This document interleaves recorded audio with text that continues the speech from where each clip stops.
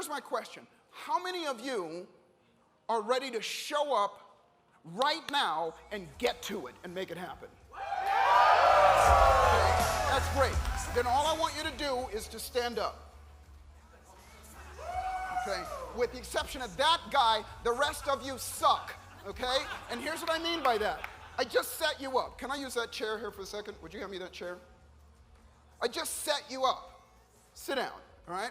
And I'm going to start conditioning you. I'm going to start conditioning you right now. Oops. So I just said, have fun, play full out, and have an open mind. And you went, yes, I'll do it. And I said, how many of you are ready to get to it right now? And you said, yes. And then I said to stand up, and with the exception of one guy, the rest of you went like this. Okay. Now, does that look like somebody that's getting ready to get to it, yes or no? No, that sucks.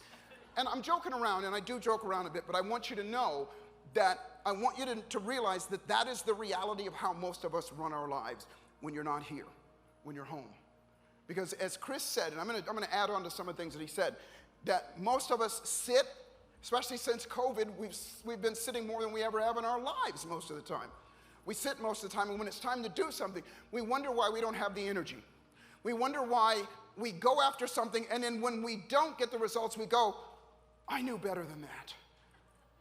I knew to do this.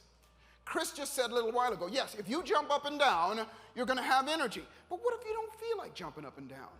How many of you know that when you're sitting on your fat ass, and you're sitting there going, I should get up and make that phone call, or study this, or do this. How many of you sit there and go, as soon as the next commercial comes on? Or, I know I should do this, but you talk yourselves out of it. Raise your hand if you do that, okay?